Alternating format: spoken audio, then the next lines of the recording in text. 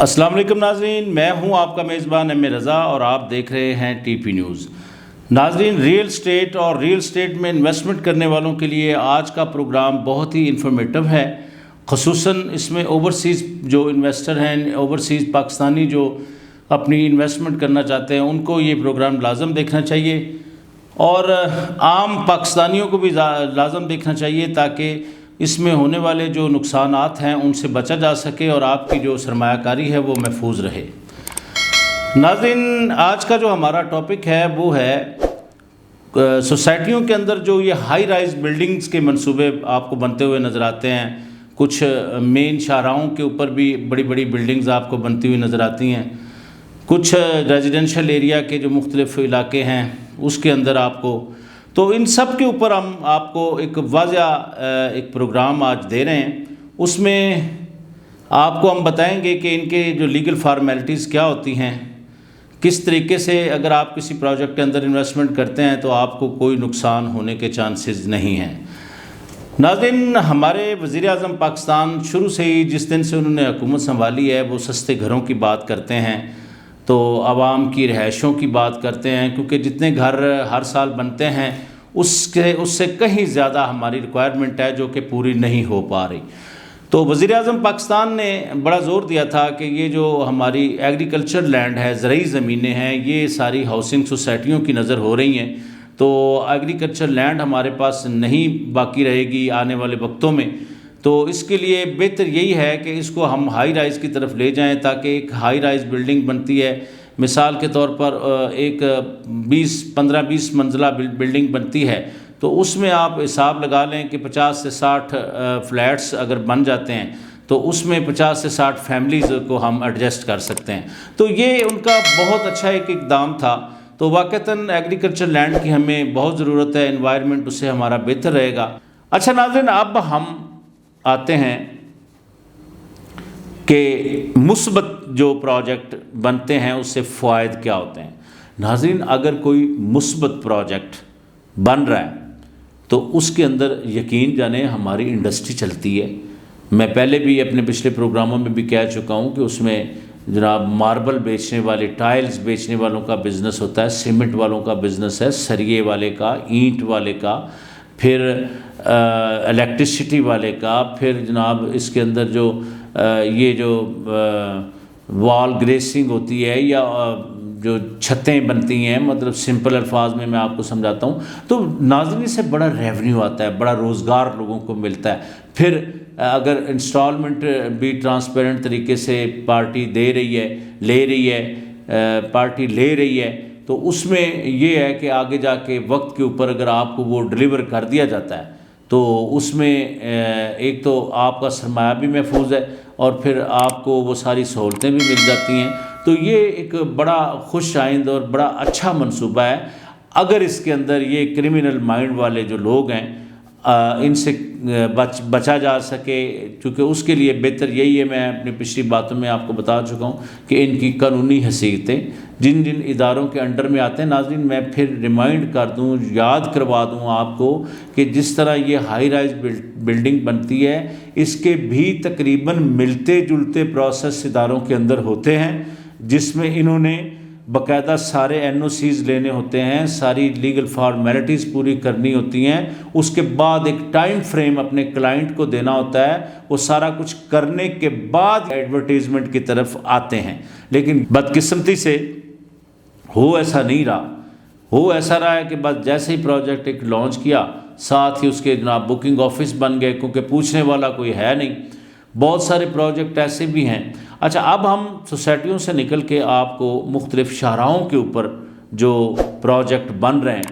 ان کی طرف لے کر جاتے ہیں۔ ناظرین، اس میں بھی این او سیز کے وہ سارے پروسیس اسی طرح ہے، لیکن اس میں ایک میجر چیز بھی ہے۔ این ایچ اے ہمارا نیشنل ہائی وے اتھارٹی ایک ادارہ ہے، چونکہ روڈز کا سارا نظام اس کے پاس ہے، تو آپ نے یہ بھی چیک کرنا ہے کہ جتنی این ایچ اے نے زمین اپنی جو قانونی اس کی زمین ہے اس نے چھوڑی ہوئی ہے، کیا یہ پروجیکٹ بنانے والے نے اتنی آگے چھوڑی ہوئی ہے یا یہ کوئی وائلیشن کر رہا ہے، اس کی زمین بھی اپنے پروجیکٹ کے اندر لے کے جا رہا ہے، تو اس سے پھر آگے جا کے آپ کی انویسٹمنٹ کو غیر محفوظ ہونے کا اندیشہ بھی ہے، چونکہ اس کو پھر لیگل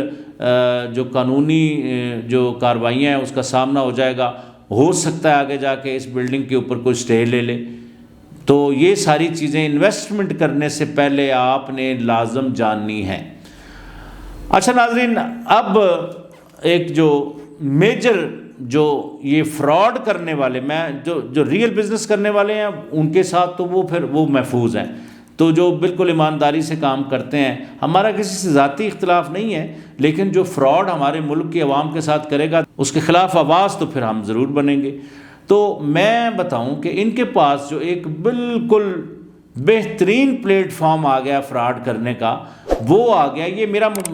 یہ مخاطب ہوں، یہ جو فراڈ کرنے والے لوگ ہیں، جو مطلب لوٹنے والے لوگ ہیں، یہ میں ان سے مخاطب ہوں۔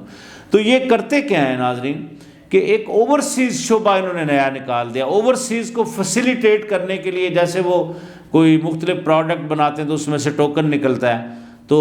وہ بندہ سوچتا ہے یار یہ تو چلو میرا فائدہ ہو جائے گا، چاہے اس کے اندر معیار کو وہ نہیں سوچ رہے کہ کیا وہ چیز جو پروڈکٹ میں خرید رہا ہوں کیا واقعی وہ معیاری ہے، اس لیول کی ہے، یا خالی ٹوکن کا لالچ دیا جا رہا ہے۔ تو انہوں نے یہ کیا ہوا ہے کہ اس میں ایک اٹریکشن پیدا کر دی، ایک تاکہ آپ انٹرسٹڈ ہو جائیں، اوورسیز کے لیے ایک اسپیشل ڈسکاؤنٹ۔ اب اوورسیز کے لیے اسپیشل ڈسکاؤنٹ کیوں؟ کیا اوورسیز والے جو ہیں وہ بہت آپ کے منظور نظر ہیں اور جو یہاں رہنے والے ہیں وہ منظور نظر نہیں ہیں؟ مسئلہ کیا ہے؟ ان کو آپ سے اوورسیز والوں سے کوئی ہمدردی کوئی نہیں ہے، اٹریکشن پیدا کرنی ہے کہ آپ باہر بیٹھے ہیں ملک کے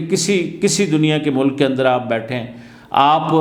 ٹھیک ہے اداروں کی ویب سائٹس پہ جا کے چیک تو کریں گے، اگر آپ سمجھدار ہیں تو سمجھتے ہیں کہ یار اس جو پروجیکٹ بن رہا ہے یہ کس سوسائٹی کے اندر بن رہا ہے، پہلے اس کی لیگل حیثیت چیک کریں، پھر اس کے بعد اس پروجیکٹ کی لیگل حیثیت چیک کریں۔ تو میرے خیال میں اگر آپ اوورسیز ہیں، دوسرے ملک کے اندر بیٹھے ہیں، تو یہ تھوڑا بے شک کمیونیکیشن کا دور ہے، چونکہ پاکستان کے اداروں کا کام کرنے کا نظام تھوڑا ڈیفرنٹ ہے، تو یہ تھوڑا آپ کے لیے مشکل ہو جائے گا، کار آپ لیں گے لیکن مشکل ہوگا۔ اس کے لیے بہترین طریقہ یہی ہے کہ اگر آپ اوورسیز ہیں، کسی بھی پروجیکٹ کے اندر کوئی اپنا سرمایہ لگانا چاہتے ہیں، تو آپ کے یہاں عزیز و اقارب ہوں گے، ایسے عزیز و اقارب ہوں گے جن پر آپ اعتماد کرتے ہوں گے، ان کی ڈیوٹی لگا دیں کہ یار یہ پروجیکٹ ہے، اس کی لیگل حیثیت چیک کریں، کیا یہ جس سوسائٹی کے اندر یا جس روڈ کے اوپر یہ بن رہا ہے، کیا اس نے NOC سارے لے لیے ہیں، اس نے ٹائم فریم کیا دیا ہے، کتنے سالوں میں یہ ہمیں ڈیلیور کرے گا، تو یہ ساری چیزیں آپ کریں۔ تو ناظرین، اس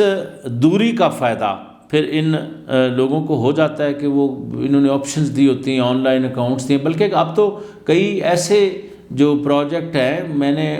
چونکہ خود بھی باہر پاکستان سے میرا جانا آنا رہتا ہے، تو میں نے بھی دیکھا ہے کہ ایسے کرتے ہیں کہ جی یہاں سے کچھ 4-5 بندوں کا وفد لیا، وہ جیسے موٹیویشنل سے لوگ ہوتے ہیں جو وہاں پہ پریزنٹیشن دیتے ہیں، تو بڑا کنونس کرتے ہیں، وہاں ایک گیدرنگ رکھ رہی، چونکہ جس ملک جاتے ہیں وہاں پہ کوئی نہ کوئی لنک تو ان کا ہوتا ہے۔ ہماری پاکستان کی جو ہر ملک کے اندر پاکستان ایسوسیشنیں بنی ہوئی ہیں، تو ان کو اپروچ کیا، اس میں سے کوئی اپنا لنک نکالا، وہ لنک ٹو لنک پھر وہاں پہ اس کی پریزنٹیشن دے دی۔ لوگ چونکہ وہاں پہ مصروف زندگی ہے، اتنا ٹائم کسی کے پاس ہوتا نہیں ہے، لیکن وہ اپنے ملک سے بھی محبت کرتے ہیں، ان کا دل بھی کرتا ہے کہ ہمارا سرمایہ محفوظ رہے، ہم اپنے ملک میں جائیں اور وہاں جا کر سرمایہ کاری کریں۔ تو وہ پھر ان کی چکنی چپڑی باتوں میں وہاں پر آ کر، تو کئی تو میں نے ایسے بھی دیکھے ہیں ناظرین، وہاں پر قطر میں پچھلے چند سالوں پہلے ایک ایسا پروجیکٹ لانچ کیا گیا اسلام آباد کے اندر، اس کی وہاں پہ پریزنٹیشن دی گئی۔ آج اس بات کو ناظرین 4 سال سے بھی زیادہ کا عرصہ ہو گیا ہے، پروجیکٹ اگر وہ آپ دیکھیں گے، وہ میں اس مزاج پر دوبارہ آؤں گا باقاعدہ، میرا آپ سے وعدہ ہے کہ میں ان کرپٹ مافیا کو ناموں کے ساتھ، میرا آپ سے پرومس ہے کہ میں بے نقاب کروں گا، ان کے پروجیکٹس کے اوپر جا کر ہم ویڈیوز بنائیں گے، ہم آپ کو وہ ساری چیزیں بتائیں گے۔ تو وہ ناظرین وہاں سے اس نے سرمایہ اکٹھا کیا، پھر اس کی ایڈورٹیزمنٹ چلتی رہی، یہاں بھی چل رہی ہے، سٹل نو چل رہی ہے، کوئی ادارہ ان کو پوچھنے والا نہیں، کوئی چیک اینڈ بیلنس نہیں ہے کہ کیا یہ 2 4 5 سال کا یہ ٹائم دے کر آئے تھے، کیا اس میں انہوں نے کیا کیا، انہوں نے کتنے اربوں روپے اکٹھا کر لیا۔ تو ناظرین اس میں اوورسیز کمیونٹی کو بھی محتاط رہنے کی ضرورت ہے۔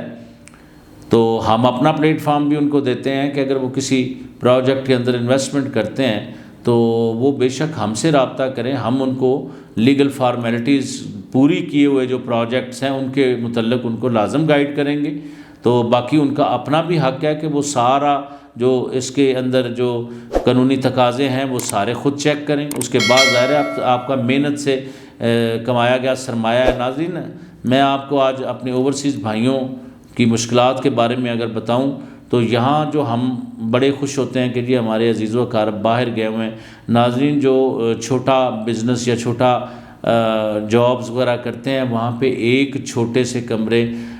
10 بائی 7 یا 6 والے کمرے میں 15 لوگوں کو میں نے سوتے دیکھا ہے، 24 گھنٹے میں اوور ٹائم کرتے ہوئے، نیند پوری نہ کرنی، بھاگم بھاگ، گاڑیوں میں بیٹھ کے کھانا کھاتے ہوئے بڑی مشکلوں سے یہ لوگ پیسہ کماتے ہیں۔ تو میں اپنے اوورسیز بھائیوں کو یہ تنبیہ کرتا ہوں کہ وہ اگر پاکستان کے اندر کوئی سرمایہ کاری کرتے ہیں تو وہ بالکل محتاط طریقے سے کریں، کیونکہ ہمارا ملک بہت پیارا ملک ہے، کلمے کے نام پر بنایا گیا ہے۔ اللہ تعالیٰ نے وزیر اعظم کے دل بھی ایسا بنایا ہے، جو ہمیں وزیر اعظم اس وقت ہمیں میسر ہے، تو ان کا دل بھی ایسا ہے کہ وہ بھی پاکستانی عوام کا درد محسوس کرتے ہیں۔ تو پاکستانی عوام کو خود بھی چاہیے کہ جو غیر قانونی پروجیکٹس ہیں اس کے اندر سرمایہ کاری کرنے سے پہلے اس کی لیگل حیثیت جان لیں، باقی باتوں سے یقین کریں۔ کہ وہ ہمارے ایک استاد ہوا کرتے تھے، وہ کہتے تھے کہ میں بہترین سیلز مین اس کو سمجھتا ہوں کہ جو دسمبر کے دنوں میں مری میں جا کر برف بیچ آئے، جبکہ وہاں پورے مری کے اندر برف جمی ہوتی ہے تو وہاں پہ جا کے برف بیچ آئے۔ تو ناظرین یہ اتنی بڑی کنونسنگ پاور رکھنے والے لوگ ہیں کہ یہ وہ مثال ان پر مصداق آتی ہے۔ تو آپ خدا را اپنے آپ کو بچائیے۔ تو میں اسی طرح کی انفارمیٹو ویڈیو کے ساتھ آپ کے ساتھ دوبارہ ملوں گا۔ میرے پاس بہت سارے ثبوت ہیں، کچھ ایسے جو نیشنل اداروں کے نام پر بنائے گئے پروجیکٹس ہیں ان کے اندر کوئی میگا کرپشنز اس وقت جاری ہیں، اس کے اوپر بھی ہم کام کر رہے ہیں، جلدی ان کو بے نقاب بھی کریں گے۔ تو آپ کو میں جاتے جاتے یہ ضرور یاد دلاتا جاؤں کہ اس طرح کی انفارمیشن آپ کو صرف یہی چینل دے گا، تو اس کو سبسکرائب بھی کیجئے، لائک بھی کیجئے، دوستوں میں شیئر بھی کیجئے، اور اپنا فیڈ بیک بھی لازم دیجئے۔ کوئی انفارمیشن ریکوائرڈ ہو، کوئی انٹرویو اگر آپ دینا چاہتے ہوں تو وہ بھی ہم آپ کے لیے یہ پلیٹ فارم حاضر کرتے ہیں۔ اپنا بہت سارا خیال رکھیے گا۔ اپنے میزبان احمد رضا کو اجازت دیجئے۔ اللہ حافظ۔